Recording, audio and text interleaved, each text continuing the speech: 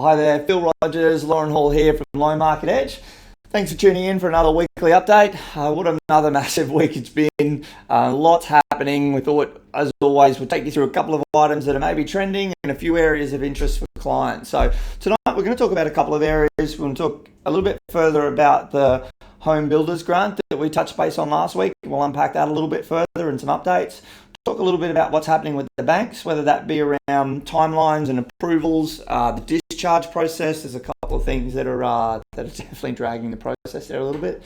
We laugh now. See that that'll cry. And it's just some stats around what's happening with referrals and deferrals of home loan repayments that have come out from the ABA and around the updates around the stimulus.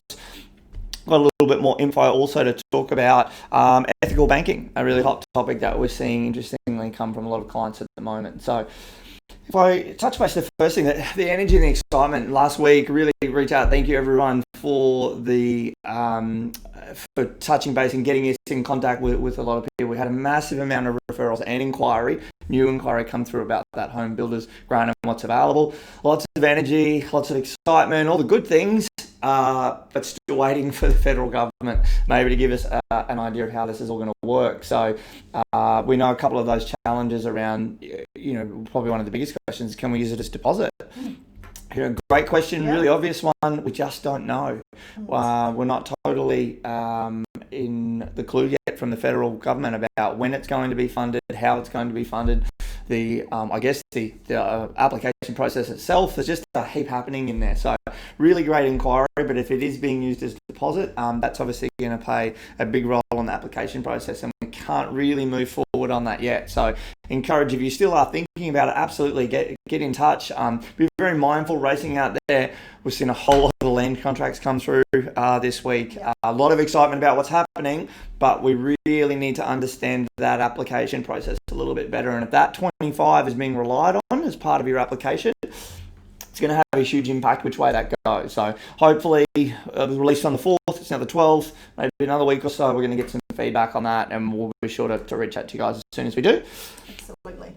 Talk about the banks and their timelines for approval. So again, coming back out of this, I guess, the back of post-COVID, as we come out of that, the application process with the bank had sort of gone from maybe 2 to 4 days, maybe 7 to 8 as a maximum for the majority of the banks.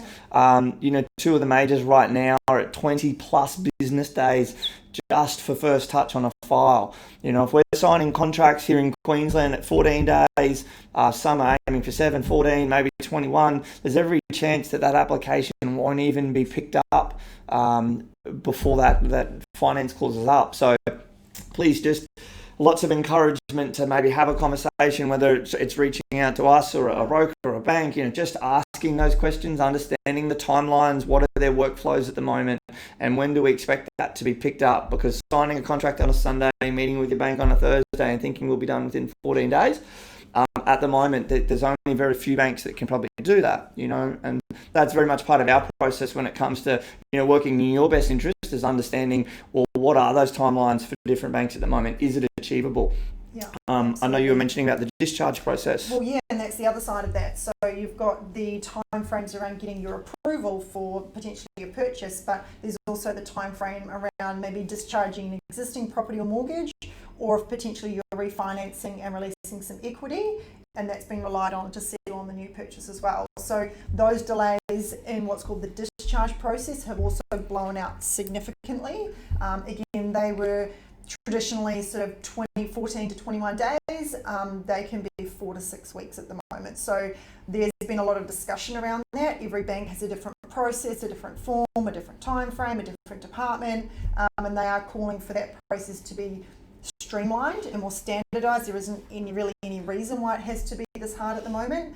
But please also bear that in mind on the settlement side of things, is that if you are relying on a discharge of an existing property or refinance, that can also create some delays as well.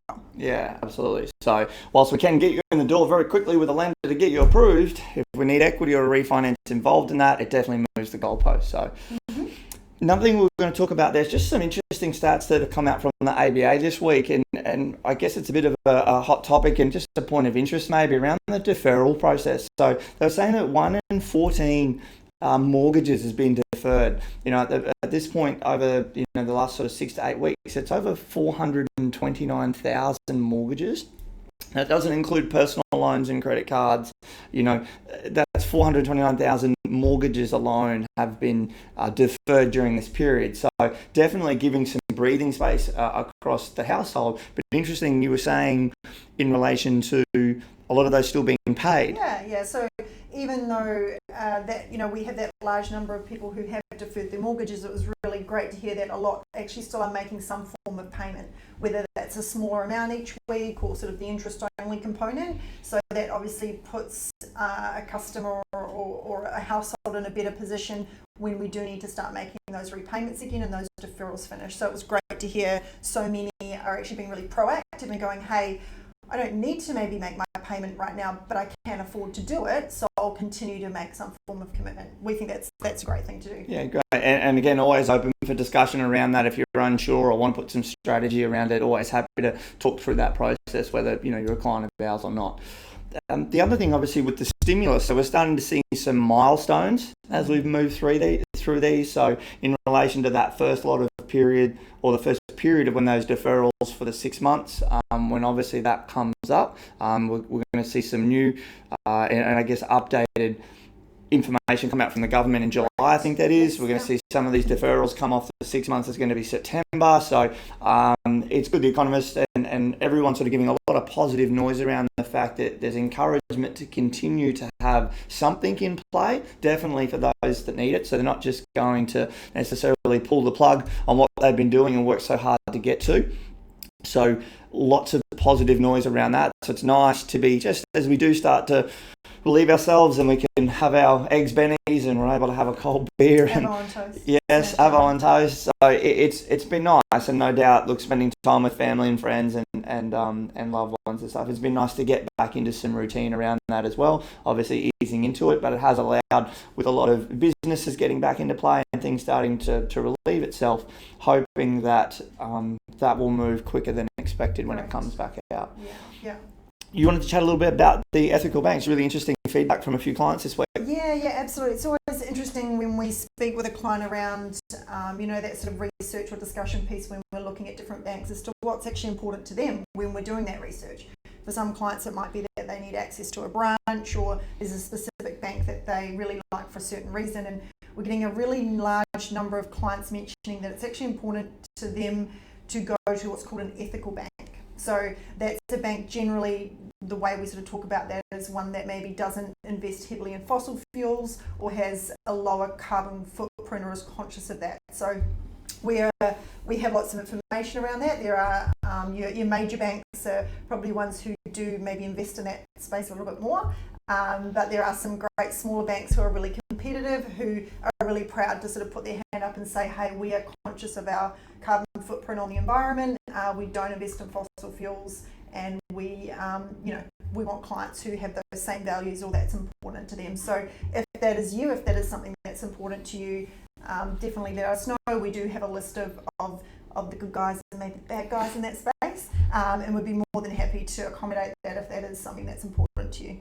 Cool. So, look, hopefully that's giving you guys a little bit of an insight of what's happening. Very topical, huge week, no doubt, with a lot of inquiries around a couple of those areas.